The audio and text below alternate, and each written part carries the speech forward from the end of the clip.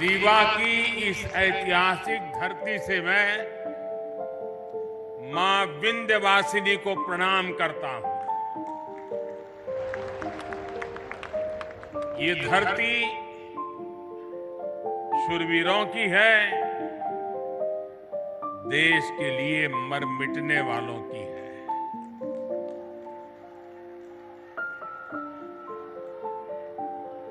मैं अनगिनत बार रीवा आया हूं, आपके बीच आया हूं और हमेशा मुझे आपका भरपूर प्यार और स्नेह मिलता रहा है। आज भी इतनी बड़ी संख्या में आप सभी लोग हमें आशीर्वाद देने आए हैं। मैं आप सभी का हृदय से आभार व्यक्त करता हूं। आप सभी को देश की 2.5 लाख से अधिक पंचायतों को राष्ट्रीय पंचायती राज दिवस की बहुत बहुत शुभकामनाएं। आज आपके साथ ही 30 लाख से ज्यादा पंचायत प्रतिनिधि भी हमारे साथ वर्चुअली जुड़े हुए हैं। ये निश्चित रूप से भारत के लोकतंत्र की बहुत ही सशक्त तस्वीर है। हम सभी जनता के प्रतिनिधि हैं। हम सभी इस देश के लिए, इस लोकतंत्र के लिए समर्पित हैं। काम के दायरे भले ही अलग अलग हो, लेकिन लक्ष्य एक ही है, जन सेवा से राष्ट्र सेवा। मुझे खुशी है कि गांव गरीब का जीवन आसान बनाने के लिए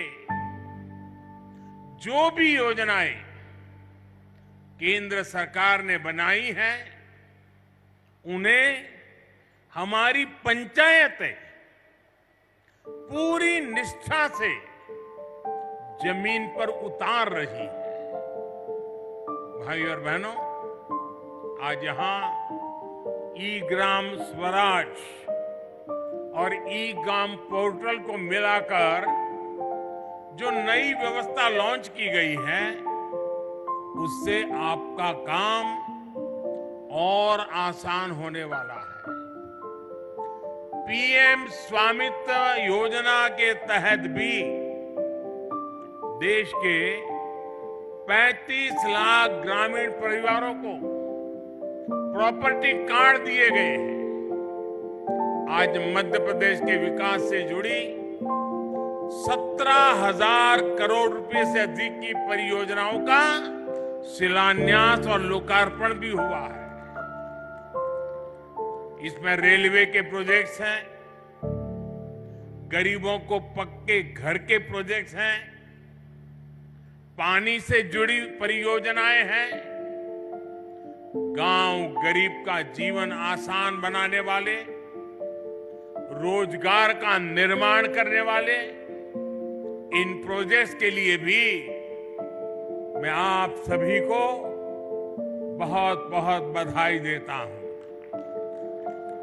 साथियों, आजादी के इस अमृत काल में हम सभी देशवासियों ने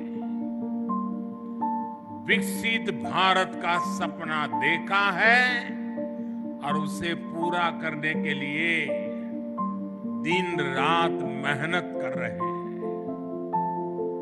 भारत को विकसित बनाने के लिए भारत के गांवों की सामाजिक व्यवस्था को विकसित करना जरूरी है। भारत को विकसित बनाने के लिए भारत के गांवों की आर्थिक व्यवस्था को विकसित करना जरूरी है।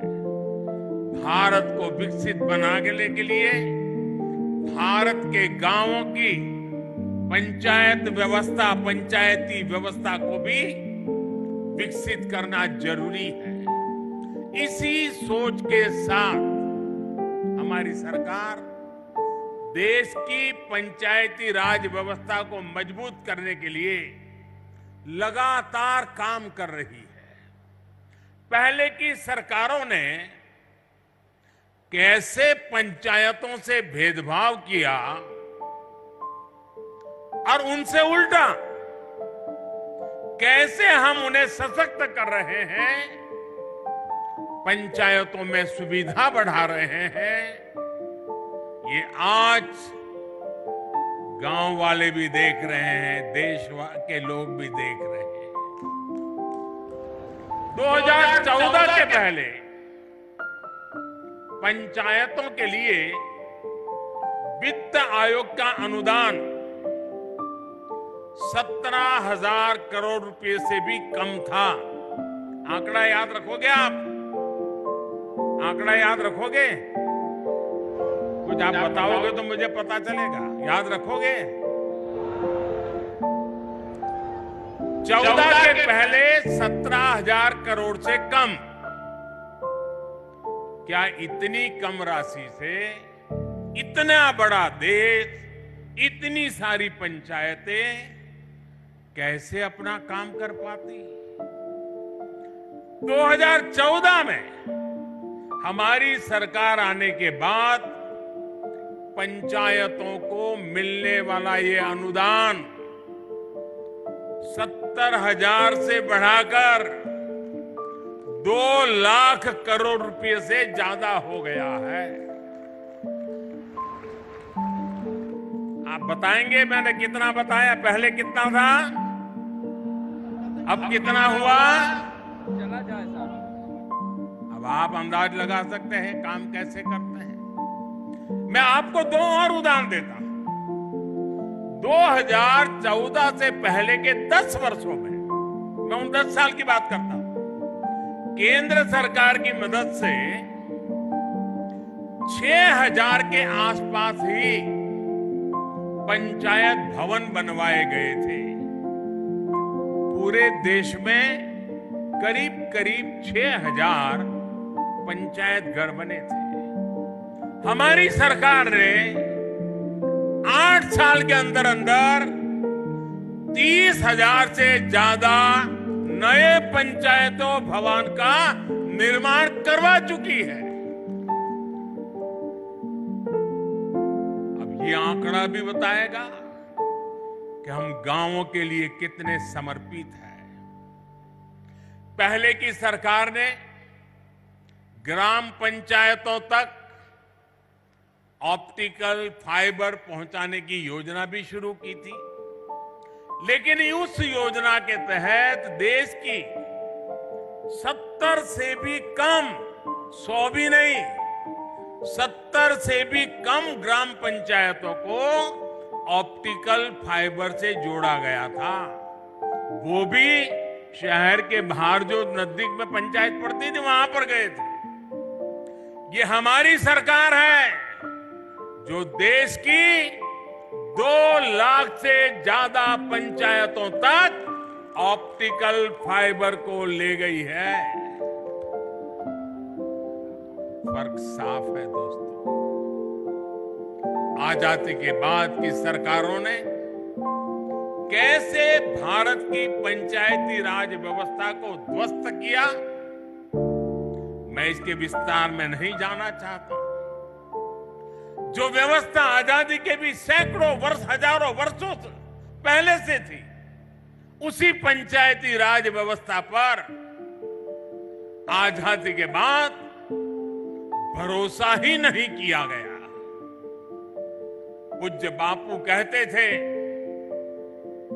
भारत की आत्मा गांवों में बसती है, लेकिन कांग्रेस ने गांधी के विचारों को भी अनसुना कर दिया।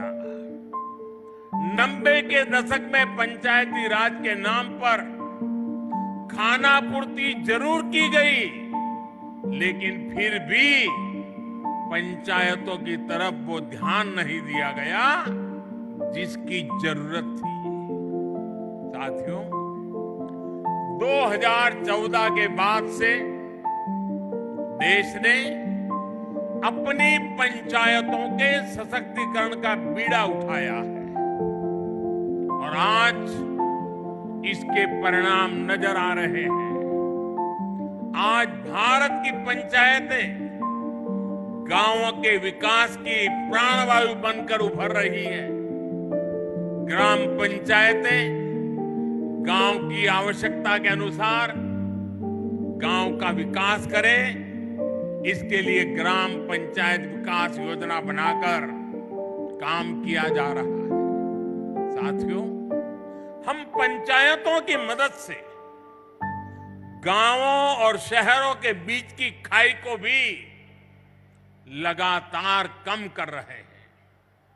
डिजिटल क्रांति के इस दौर में अब पंचायतों को भी स्मार्ट बनाया जा रहा है। आज पंचायत स्तर पर योजनाएं बनाने से लेकर उन्हें लागू करने तक में टेक्नोलॉजी का भरपूर इस्तेमाल हो रहा है। जैसे आप लोग अमृत सरोवर पर इतना काम कर रहे हैं, इन अमृत सरोवरों के लिए जगह चुनने में, काम पूरा करने में हर स्तर पर टेक्नोलॉजी का खूब इस्तेमाल हुआ है। आज यहां ई Gram Swaraj jam integrated portal का शुभारंभ भी किया गया है। इससे पंचायतों के माध्यम से होने वाली खरीद की प्रक्रिया सरल और पारदर्शी बनेगी। इससे अब पंचायतों को कम कीमत में सामान मिलेगा और स्थानीय छोटे उद्योगों को भी अपना सामान बेचने का एक सशक्त माध्यम मिल जाएगा। दिव्यांगों के लिए ट्राइसिकल हो या बच्चों की पढ़ाई से जुड़ी चीजें, पंचायतों के सब सामान इस पोर्टल पर आसानी से मिलेगा। भाई और बहनों, आधुनिक टेक्नोलॉजी का एक और लाभ हम पीएम स्वामित्व योजना में भी देख रहे हैं। हमारे यहां गांव के घरों के प्रॉपर्टी के कागजों को लेकर बहुत उलझने रही है। इसके चलते भली भांति के वाद विवाद होते हैं, अवैध कब्जों की आशंका होती है। पीएम स्वामित्व योजना से अब ये सारी स्थितियां बदल रही हैं। आज गांव-गांव में ड्रोन टेक्नोलॉजी से सर्वे हो रहा है, मैप बन रहे हैं। इसके आधार पर बिना किसी भेदभाव के कानूनी दस्तावेज लोगों के हाथ में सौंपे जा रहे हैं। अभी तक देश भर में 75,000 गांवों में प्रॉपर्टी कार्ड देने का कार्य पूरा हो चुका है और मुझे खुशी है कि मध्य प्रदेश की सरकार इसमें बहुत बेहतरीन काम कर रही है। साथियों, मैं कई बार सोचता हूं कि छिंदवाड़ा के जिन लोगों पर आपने लंबे समय तक भरोसा किया, वो आपके विकास को लेकर, इस क्षेत्र के विकास को लेकर इतना उदासीन क्यों रहे? इसका जवाब कुछ राजनीतिक दलों की सोच में है। आजादी के बाद जिस दल ने सबसे ज्यादा समय तक सरकार चलाई, उसने ही हमारे गांवों का भरोसा तोड़ दिया। गांव में रहने वाले लोग गांव के स्कूल, गांव की सड़कें, गांव की बिजली, गांव में भंडारण के स्थान, गांव की अर्थव्यवस्था कांग्रेस शासन के दौरान सबको सरकारी प्राथमिकताओं में सबसे निचले पायदान पर रखा गया। भाई और बहनों, देश की आधी से ज्यादा आबादी जिन गांवों में रहती है, उन गांवों के साथ इस तरह सौतेला व्यवहार करके देश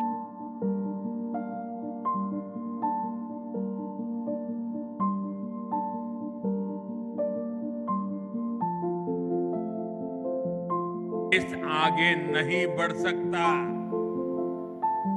इसलिए घर बने हैं, उसमें से 3 करोड़ से अधिक घर गांव में ही तो बने हैं। और इसमें भी बड़ी बात यह है कि इन ज्यादातर घरों में मालिकाना हक हमारी बहनों, बेटियों, माताओं का भी है। हमारे यहां एक ऐसी ट्रेडिशन चली, घर हो तो पुरुष के नाम पर, दुकान हो पुरुष के नाम पर, गाड़ी हो तो पुरुष के नाम पर, खेत हो पुरुष के नाम पर, महिलाओं के नाम पर कुछ होता ही नहीं था। हमने ये रिवाज बदला है और मालिकाना हक हमारी माताएं, बहनें, बेटियां बने। साथियों, भाजपा की सरकार ने देश की करोड़ों महिलाओं को घर की मालकिन बनाया है। और आप जानते हैं, आज के समय में पीएम आवास का हर घर लाख रुपए से भी ज्यादा कीमत का होता है। यानी भाजपा ने देश में करोड़ों दीदी को लखपति दीदी बनाया है। मैं सभी लखपति दीदियों को प्रणाम करता हूं। आप आशीर्वाद दीजिए कि देश में और कोटि कोटि दीदी भी लखपति बने, इसके लिए हम काम करते रहे। आज भी यहां 4 लाख लोगों का उनके अपने पक्के घर में गृह प्रवेश हुआ है। इसमें भी बहुत बड़ी संख्या में लखपति दीदी बन गई है। मैं सभी को बहुत बहुत बधाई देता हूं। साथियों, पीएम सौभाग्य योजना के तहत जिन 2.5 करोड़ घरों में बिजली पहुंची, उनमें से ज्यादातर गांव के ही घर हैं।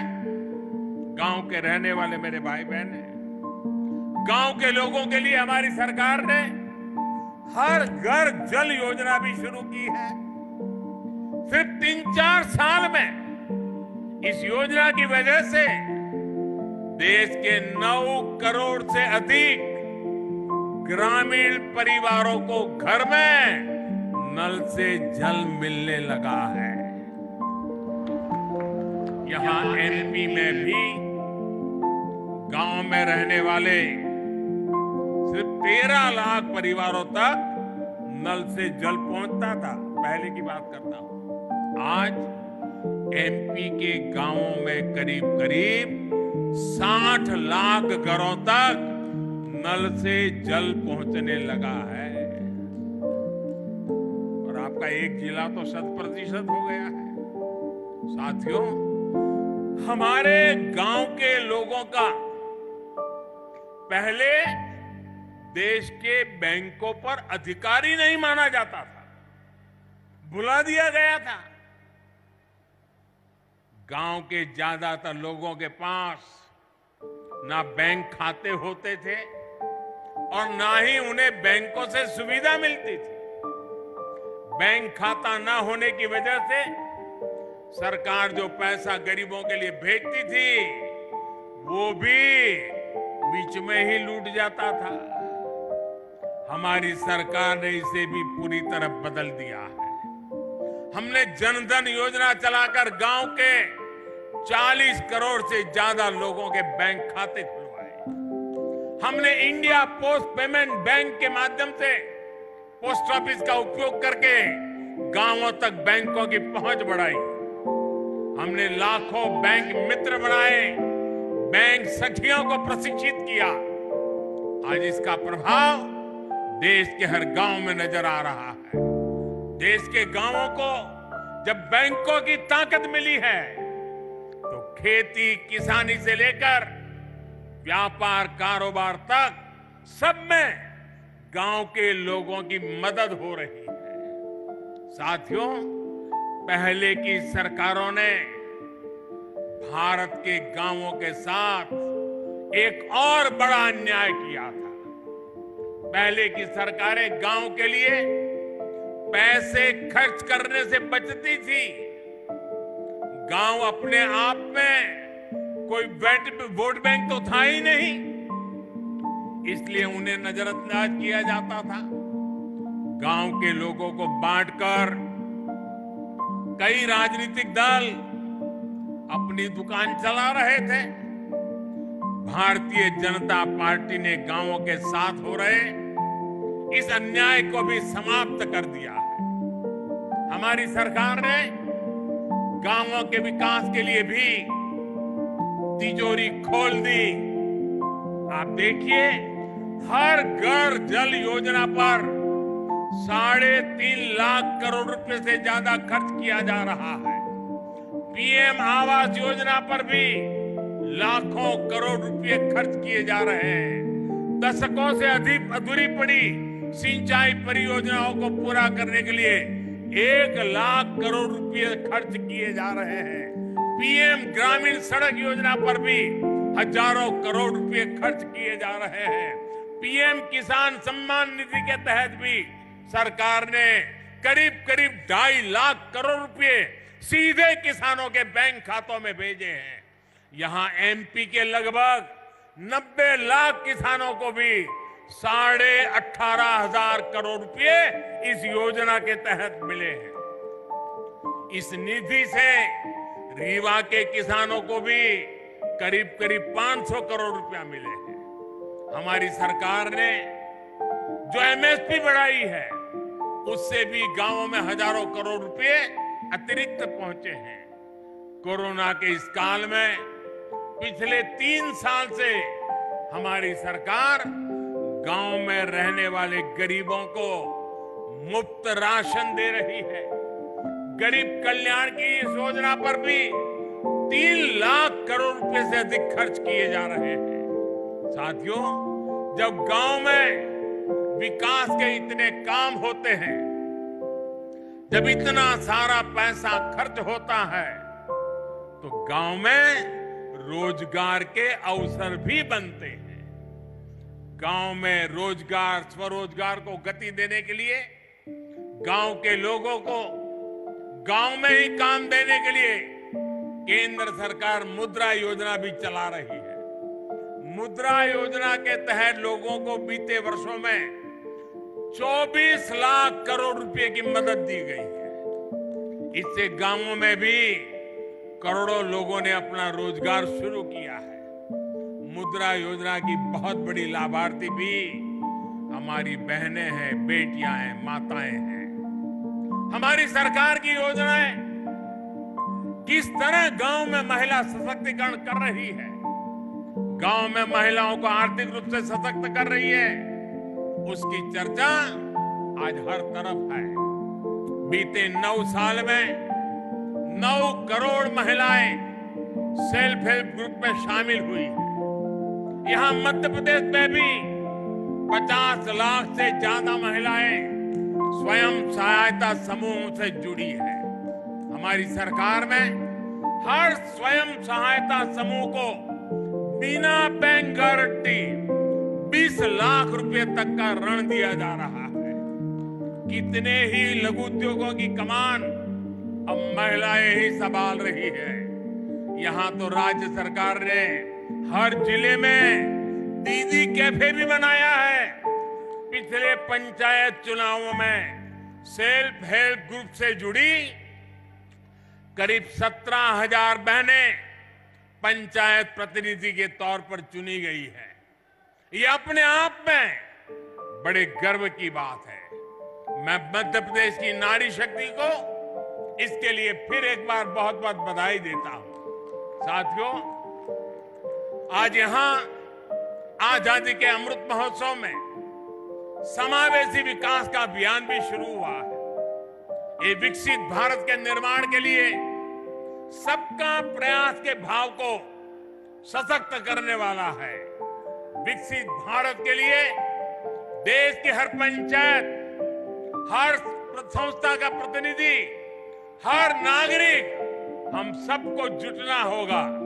ये तभी संभव है जब हर मूल सुविधा तेजी से 100% लाभार्थी तक पहुंचे, बिना किसी भेदभाव के पहुंचे। इसमें आप सभी पंचायत प्रतिनिधियों की भूमिका बहुत बड़ी है। भाई और बहनों, पंचायतों द्वारा खेती से जुड़ी नई व्यवस्थाओं को लेकर भी जागरूकता अभियान चलाने की जरूरत है। प्राकृतिक खेती को लेकर आज देश में बहुत व्यापक स्तर पर काम चल रहा है। यहां भी केमिकल खेती के नुकसान के बारे में चर्चा हुई है। हमने देखा कि कैसे हमारी बेटियों ने धरती मां की तकलीफ के बारे में हम सभी को बताया। नाट्य प्रयोग करके धरती मां की वेदना हम तक पहुंचाई है। केमिकल वाली खेती से धरती मां का जो नुकसान हो रहा है, बहुत ही आसान तरीके से हमारी इन बेटियों ने सबको समझाया है। धरती की ये पुकार हम सभी को समझनी होगी। हमें हमारी मां को मारने का हक नहीं है। ये धरती हमारी मां है, उस मां को मारने का हमें अधिकार नहीं है। मेरा आग्रह है कि हमारी पंचायतें प्राकृतिक खेती को लेकर जन जागरण अभियान चलाए। छोटे किसान हो, पशुपालक हो, मछुआरे भाई बहन हो, इनकी मदद के लिए जो अभियान केंद्र सरकार चला रही है, उसमें भी पंचायतों की बड़ी भागीदारी है। जब आप विकास से जुड़ी हर गतिविधि से जुड़ेंगे तो राष्ट्र के सामूहिक प्रयासों को बल मिलेगा। यही अमृत काल में विकसित भारत के निर्माण की ऊर्जा बनेगी। साथियों, आज पंचायती राज दिवस पर मध्य प्रदेश विकास को नई गति देने वाली कई और परियोजनाओं का शिलान्यास और लोकार्पण हुआ है। Chhindwara, Nainpur, Mandla fort rail line के बिजलीकरण से इस क्षेत्र के लोगों की दिल्ली, चेन्नई और हावड़ा, मुंबई तक कनेक्टिविटी और आसान हो जाएगी। इसका बड़ा लाभ हमारे आदिवासी भाई बहनों को भी होगा। आज छिंदवाड़ा, नैनपुर के लिए नई ट्रेनों भी शुरू हुई है। इन नई ट्रेनों के चलने से कई कस्बे और गांव अपने जिला मुख्यालय छिंदवाड़ा, सिवनी से सीधे जुड़ जाएंगे। इन ट्रेनों की मदद से नागपुर और जबलपुर जाना भी आसान हो जाएगा। आज जो रीवा, इतवारी, छिंदवाड़ा नई ट्रेन चली है, उससे भी अब सिवनी और छिंदवाड़ा सीधे नागपुर से जुड़ जाएंगे। ये पूरा क्षेत्र तो अपने वन्य जीवों के लिए बहुत प्रसिद्ध है।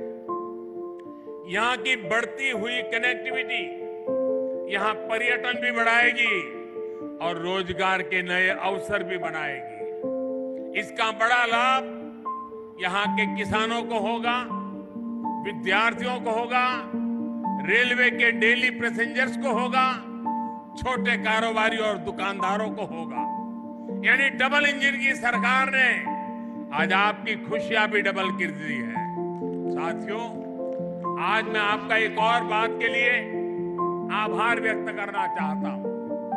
अभी शिवराज जी ने बड़े विस्तार से वर्णन किया कि इस रविवार मन की बात के 100 एपिसोड पूरे हो रहे हैं। आप सभी के आशीर्वाद, आप सभी के स्नेह और आपके योगदान की वजह से ही मन की बात आज इस मुकाम तक पहुंचा है। मध्य प्रदेश के अनेकों लोगों की उपलब्धियों का जिक्र मैंने मन की बात में किया है। यहाँ के लोगों की लाखों चिट्ठियां और संदेश भी मुझे मिलते रहे हैं। इस बार रविवार को मन की बात में फिर आपसे मिलने के लिए मैं भी बहुत इंतजार कर रहा हूं, क्योंकि सेंचुरी है ना, और हमारे यहां तो सेंचुरी का जरा महत्व ज्यादा ही होता है। आप हर बार की तरह रविवार को अवश्य मेरे साथ जुड़िएगा। इसी आग्रह के साथ मैं अपनी बात समाप्त करता हूं। एक बार फिर आप सभी को पंचायती राज दिवस की अनेक अनेक शुभकामनाएं देता हूं। बहुत बहुत धन्यवाद। भारत माता की, भारत माता